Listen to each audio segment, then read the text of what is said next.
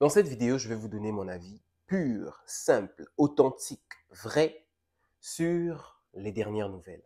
Donc, celles notamment dont le Canada envisage l'option de réduire considérablement le nombre des visas étudiants qu'elle octroie aux étudiants étrangers. C'est une nouvelle qui a fait énormément de bruit sur les réseaux et même dans la vie réelle, tout le monde en parle. Mais c'est une nouvelle qui malheureusement, en tout cas, je n'ai pas vu de vraies analyses pertinentes à propos de cette situation et de vraies directives pour les personnes qui envisagent d'immigrer au Canada dans les prochains jours. Je me suis donc proposé de partager avec toi mon honnêteté, ma pure opinion, qui est bien sûr basée sur des faits que j'ai vécus, mais aussi sur l'expérience acquise venant des gens qui m'entourent. Si tu es prêt, allons-y. Salut à toi, bienvenue sur ma chaîne. Moi, c'est Daniel.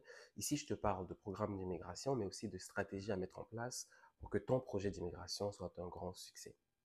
Bienvenue aux nouveaux et merci aux anciens de faire partie de notre communauté de grandeur et de réflexion pour, bien sûr, stratégiser tous nos pas et gestes afin d'avoir un maximum d'impact ici à l'étranger, mais même sur notre beau continent que nous adorons tous. Pour les plus anciens, vous le savez déjà, sur cette chaîne, je vous propose des faveurs. Je vous propose un CV canadien, une lettre de motivation qui, tous les deux, ont fait leur preuve pour moi. Je suis arrivé au Québec avec zéro expérience, mais j'ai quand même pu décrocher un emploi dans un grand établissement où j'étais payé à plus de 21 $ de l'heure. J'ai également pu avoir une lettre d'admission en utilisant l'exemplaire d'email que je t'ai réservé dans le lien dans la description pour demander ma demande d'admission sans payer un seul frais pour l'ouverture de mon dossier. Je t'offre tout ça gratuitement, bien sûr, dans le but de grandir l'Afrique et de grandir les Africains. Donc, si tu ne veux rien rater des prochaines surprises que je fais sur cette chaîne, il faut que tu t'abonnes et que tu actives la cloche de notification pour, bien sûr, être parmi les premiers à en bénéficier. Avant de commencer, j'aimerais s'il vous plaît qu'on regarde attentivement cette vidéo. Sean Fraser is the Minister of Housing, Infrastructure and Communities. Hello, Minister. Hey, it's good to be with you. Glad to have you. Listen, you certainly attracted some attention when you raised the prospect of putting a cap on international students coming to Canada as a way of easing pressure on the housing market. You also, though, seem to suggest that maybe that was a premature conversation. A lot of people are going to be watching that conversation closely. What kind of timelines are we talking about here in terms of making that decision?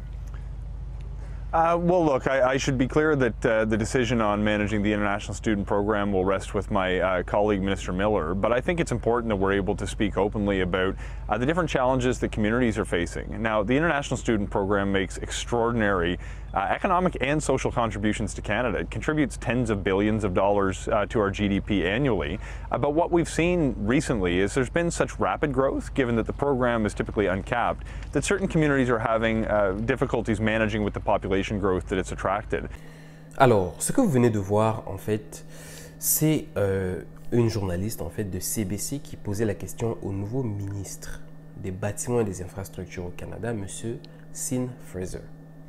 Et pour ceux qui sont familiers avec ce monsieur, en fait, ce monsieur, récemment, rien que le mandat qui vient de se terminer là, il était ministre de l'immigration au Canada. Et c'est sous sa gouvernance qu'on a en fait vu ce nombre massif d'immigrants qui sont arrivés au Canada. Les records, désormais le Canada va admettre 600 000 permanents résidents.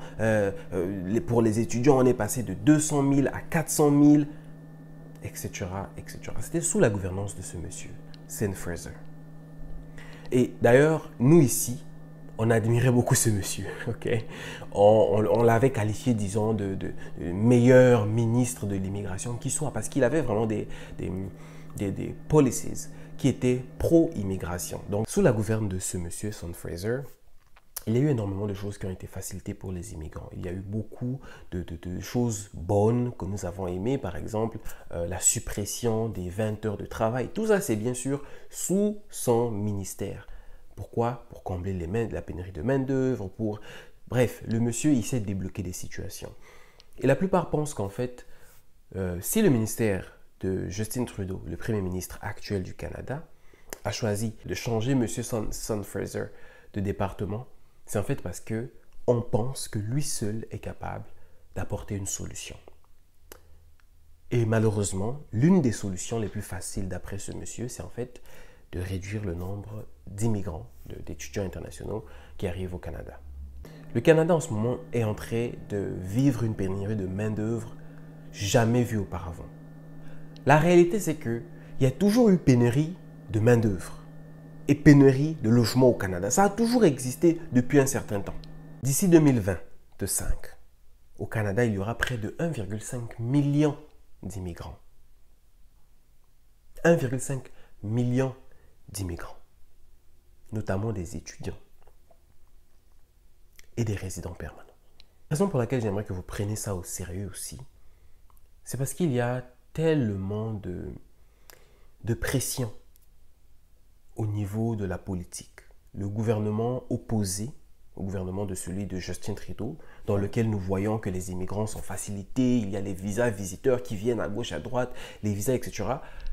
Ils subissent énormément de pression de l'opposition parce que beaucoup se plaignent de l'inflation, du manque de logement, de la pénurie de main-d'œuvre, du système de santé. Il y a tellement de choses qui, à mon avis, vont être mises sur la table. Mais surtout, le problème de l'immigration va être traité avec un sérieux, mais vraiment hors pair. Actually, the disagreement is that under our government, housing was affordable. Under this government, it's eye-poppingly expensive. That's the disagreement. And let's just look at the facts. Canada has the fewest houses per capita of any country in the G7, even though we have the most land to build on. Why? We rank 64th in the OECD in the time it takes to get a building permit. Government red tape adds as much as $650,000 to each house in some cities. En observant un peu la situation, qu'est-ce que je peux proposer comme solution? Je ne suis pas ministre, je n'ai pas les compétences, mais simplement en observant, je pense que le Québec en ce moment est en train de se positionner, en tout cas s'ils font tout ce qu'ils disent qu'ils feront, dans le cadre des mises à jour qu'ils ont annoncées, bien sûr, concernant l'immigration. Le Québec se positionne comme l'une des provinces de choix pour les immigrants francophones, mais surtout l'une des provinces qui risque, en tout cas je l'espère, d'émerger beaucoup plus que les autres, économiquement. Parce que c'est bien qu'au Nouveau-Brunswick, à Labrador, tout ça là, on demande les immigrants, mais s'ils ne se sont pas préparés, eux aussi, à la pénurie des logements et tout ça, ils vont bientôt s'en plaindre.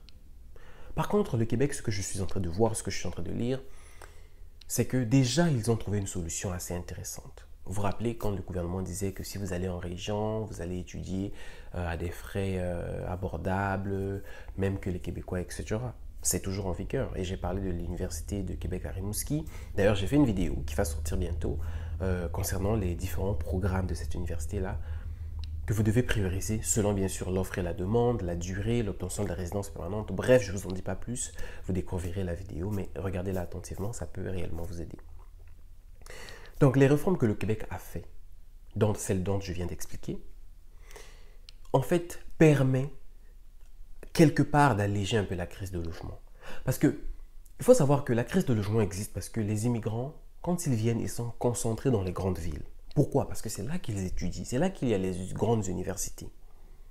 Mais dans le Québec, en disant que si tu vas loin, ça va être moins cher, ben, ça allège un peu la charge au niveau des métropoles. Parce que les gens vont aller là où c'est moins cher, là où c'est abordable. Et quand ils y vont, ils y trouvent du logement. Alors, ce n'est pas facile, je sais, mais au moins, ils galèrent moins que s'ils restent à Montréal. Voilà une solution que le Québec a trouvée. Et ça, à mon avis, je pense que c'est une brillante idée. Mais je veux aller un peu plus loin en disant que si le Québec décide de faciliter les travailleurs manuels, ce sera l'une des meilleures décisions du siècle pour cette province et je pense même pour le Canada tout entier. Parce que moi, quand je réfléchis, je n'arrive pas à comprendre. Excusez-moi. Mais pourquoi vous donnez des bourses aux gens qui vont aller s'asseoir dans des bureaux et vous ne facilitez pas l'immigration ou encore